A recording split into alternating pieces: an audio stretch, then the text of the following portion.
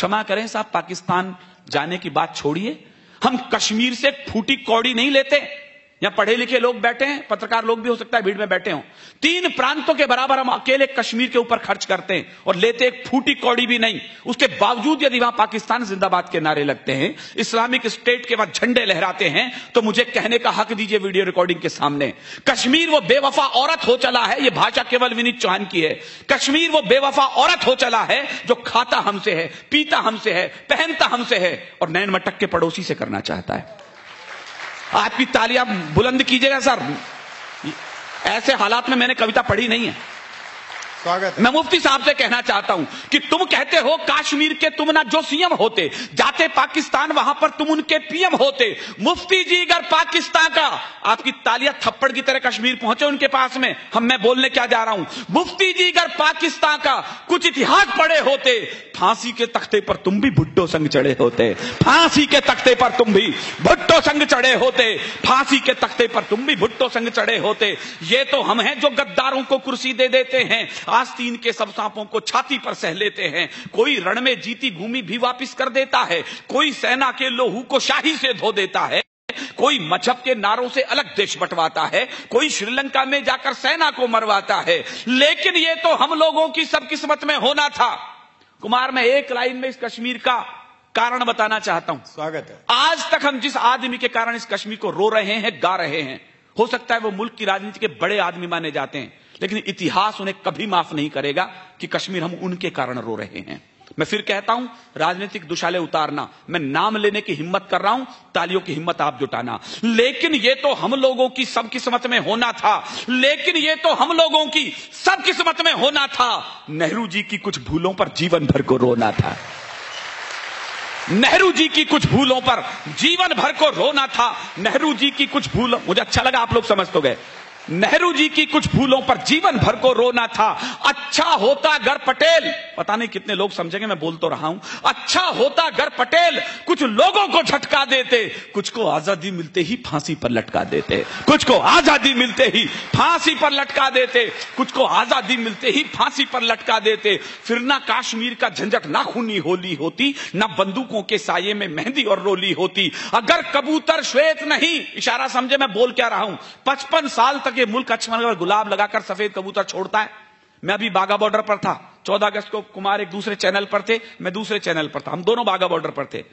लोगों ने कहा, कुमार ने मेरे को फोन किया, विनीत तू ऐसी ऐसी कविताएं सुनाता है, मेरा मन करता है तू ये कविताएं लाहौर जाके क्यों नहीं सुनाता। मैं क्यों? कहना ऐसी कोई चिंता नहीं है किराए की, एक तरफ का टिकट तेरे को मैं दे सकता हूं। मैं समझ गया इसके मन में छुपा हुआ क्या है। लौटने का तो लगेगा नहीं, नु तेरा एक तरफ का ही लगेगा। मैंने कहा दूसरी तरफ का नहीं दे रहा, कहना दूसरे की जरूरत नहीं पड़ेगी तेरे को।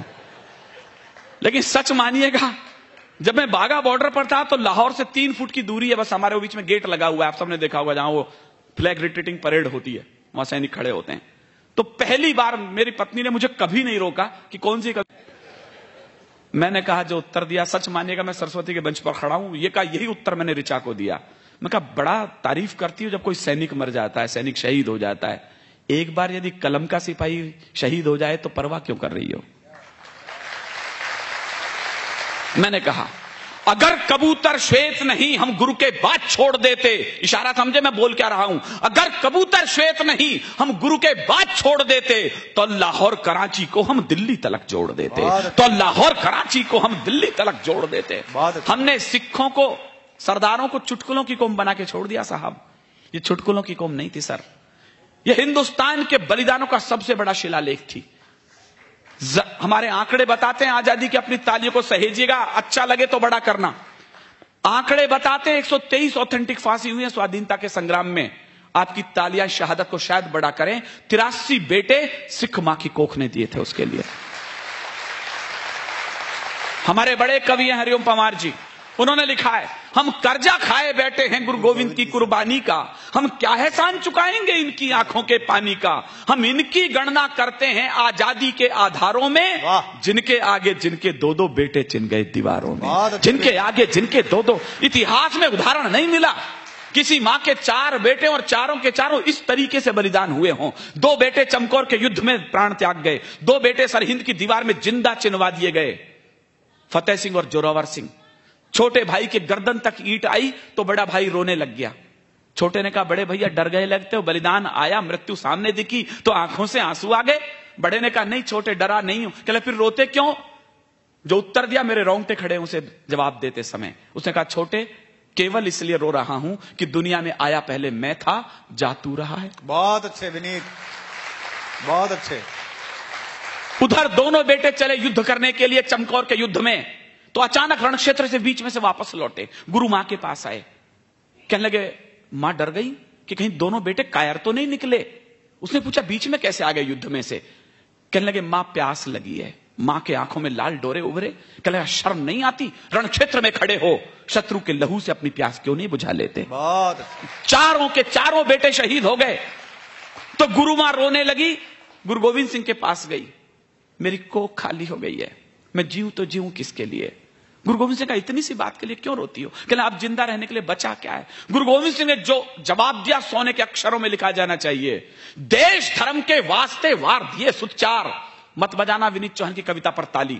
आकाश में कहीं चारों बेटों की आत्मा अजर और अमर होती हो तो आपकी गगन भेदी तालियां इस पंडाल के ऊपर पहुंचे। देश धर्म के वास्ते वार दिए सुचार। अरे चार मरे तो क्या हुआ, ये जीवित कई हजार। चार मरे तो क्या हुआ, ये जीवित कई हजार।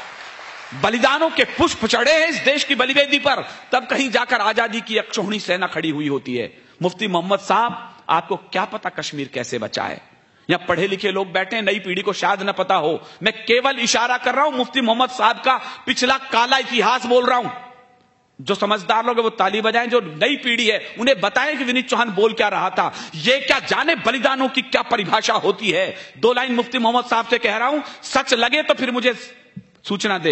ये क्या जाने बलिदानों की कैसी भाषा होती है, ये क्या जाने कुर्बानी की क्या परिभाषा होती है। जो अपनी बेटी के बदले में हत्यारे छोड़ चुके, वो पहले ही भारत मां से अपने रिश्ते तोड़ चुके।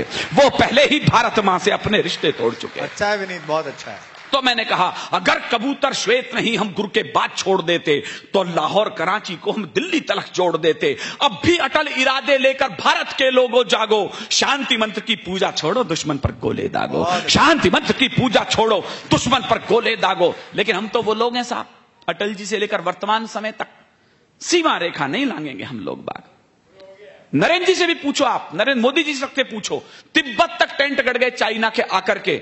और हमारी भाषा यह है, हमारे सीमा रेखाएं स्पष्ट नहीं है अभी यहां पर, इसलिए पता नहीं है, विवादास्पद है सीमा कि चाइना यहां तक है कि भारत वहां तक है। मोदी जी, आप इस स्वाभिमान के साथ नहीं भेजे थे हमने। हमें उम्मीद थी कि सीमा रेखा यहां से वहां तक झंडे गाड़ दोगे आप। आपकी निराशा हमें परेशान करती है। मैं राजस्थान से हूं तो एक लाइन कविता के नाम पर मेरे पास है। डॉक्टर कुमार को आपने हास्य के रूप में, गीत के रूप में सुना है। कविता का बड़ा हस्ताक्षर यहां बैठा है। कविता के नाम पर मेरे पास एक लाइन है जो मेरे छोटे भाई को मैं सौंप रहा हूं। सीमा नहीं खिंचा करती है कागज बिछी लकीरों। बहुत अच्छे। मेरे पास इससे अच्छी लाइन नहीं है आज की रात, लाज रखना इस लाइन की। बार बार कहते हैं सीमा रेखा नहीं है, मैं एक लाइन बोल रहा हूं, मोदी जी तक पहुंचे। सीमा नहीं खिंचा करती है कागज बिछी लकीरों से, ये घटती बढ़ती रहती हैं वीरों की शमशीरों से। ये घटती बढ़ती रहती हैं वीरों की शमशीरों से। ये घटती बढ़ती रहती हैं वीरों की शमशीरों से। हमारे बेटों के सर कट के पड़ोसी मुल्क में जाने शुरू हो गए और हमारी छाती में क्रोध की ज्वाला नहीं जगी। 3-3 बेटों के शव पटना एयरपोर्ट पे आकर के लेट गए और बिहार के कृषि मंत्री के बेहूदे बयान हमारे अखबारों की सुर्खियां बन गए। उस दिन मैं और कुमार दोनों, हम उस दिन पटना में थे, तो वहां के कृषि मंत्री से लोगों ने कहा कि ये तीनों बेटे तिरंगे में लिपट कर आए हैं, इन्हें श्रद्धांजलियां दे दो, प्रणाम कर लो, अंतिम बार आए हैं। कृषि मंत्री ने जो बयान दिया, मुझे बोलते शर्म आएगी, आपको सुनकर शर्म आएगी। कृषि मंत्री बोलते हैं बिहार के, किस बात की सलाम, कैसी श्रद्धांजलि, उन्हें तो मरने की तनख्वाह देती थी गवर्नमेंट। यह हिंदुस्तान के एक प्रांत का कृषि मंत्री बोल रहा है। विनीत चौहान ने तुफैल की 2 लाइन उसी दिन श्री कृष्ण ऑडिटोरियम में कोट करी। मैं आपके हाथों में फिर गुस्सा देखना चाहता हूं। सियासत का नशा सिमतों का जादू तोड़ देती है, हवा उड़ते हुए पंछी के बाजू तोड़ देती है। शायद आपकी तालियों के बाद फिर कर्णपट्टी के पास पहुंचे। मैं उस मंत्री से बोलना चाहता हूं, सियासत का नशा सिमतों का जादू तोड़ देती है, हवा उड़ते हुए पंछी के बाजू तोड़ देती है। और सियासी भेड़ियों, थोड़ी बहुत गैरत जरूरी थी, तवायफ तक किसी मौके पे घुंघरू तोड़ देती है। तवायफ तक किसी मौके पे घुंघरू तोड़ देती है। एक ही समाधान है इस हिंदुस्तान के पास, कोई दूसरा समाधान टेररिज्म का नहीं है। भारत के मुंह पर हिंसा के फिरना ये चाटे होते, मुझे नहीं पता कल अखबार की क्या हेडलाइन होगी, मैं होता तो इन लाइनों को हेडलाइन के लिए चुन रहा होता। भारत के मुंह पर हिंसा के फिरना ये चाटे होते, गर हमने 16 के बदले 32 सिर काटे होते, गर हमने 16 के बदले 32 सिर काटे होते। यूं ही बढ़िया टेररिज्म हिंदुस्तान में, कोई तो कारण रहा होगा साहब। 10 लड़के चले पाकिस्तान से, पूरी फिल्म बन गई उसके ऊपर, कितनी बड़ी घटना मान लिया गया उसको। 10 लड़के एक छोटी सी बोट में बैठे, पूरा गुजरात का समुद्र क्रॉस करा और बंबई में जाके ताज होटल में हमले कर दिए। मेरा मानना है यह घटना तब तक नहीं हो सकती जब तक कि हमारे यहां का कोई गद्दार उनके साथ शामिल न हुआ हो। आतंकी कैसे घुसाए परदेसी दरबारों से, लगता है कुछ चूक हुई है अपने पहरेदारों से, वरना खून नहीं बहता यूं भारत मां के लालों का, गर पहले उत्तर दे देते इन सारे भूचालों का। हम मौन रहे, खामोश रहे, कांटों की पौध लगा बैठे, इस शांति शांति के चक्कर में आधा कश्मीर गंवा बैठे, इस शांति शांति के। यही वो कविता है, आप यूट्यूब पर क्लिक करिएगा, बाघा बॉर्डर विनीत चौहान 14 अगस्त। आपको यह कि यही भाषा न मिले तो मेरा नाम लेके थूक देना, विनीत यहां क्या पढ़ते और वहां क्या पढ़ रहे थे, जब आपकी पीछे रिकॉर्डिंग चल रही थी आईएसआई एजेंटों के द्वारा। मैंने यही कविता पढ़ी है बाघा बॉर्डर पर, सुनेगा आप, मेरी हिम्मत को दाद देना मैं कहां पढ़कर आया हूं इस कविता को, कि आतंकी कैसे घुसाए परदेसी दरबारों से, लगता है कुछ चूक हुई है अपने पहरेदारों से, वरना खून नहीं बहता यूं भारत मां के लालों का, गर पहले उत्तर दे देते इन सारे भूचालों का। हम मौन रहे, खामोश रहे, कांटों की पौध लगा बैठे, इस शांति शांति के चक्कर में आधा कश्मीर गंवा बैठे, इस शांति शांति के चक्कर में आधा कश्मीर गंवा बैठे, गर हम ही इनकी लाशों को कांधों पर सदा नहीं ढोते। मैंने नाम लेकर के कविता पढ़ी है वहां पर, गर हम ही इनकी लाशों को कांधों पर सदा नहीं ढोते, ये लश्कर फश्कर हुजी सब दुनिया में कहीं नहीं होते, ये लश्कर फश्कर हुजी सब।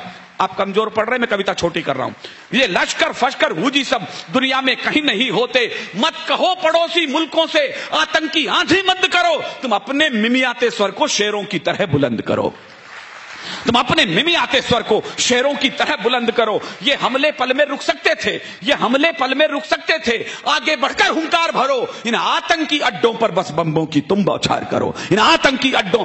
कैसी बौछार, किसकी बौछार साहब? एक पुलिस वाला चलता है जवान गन लेकर के आतंकवादियों की तरफ,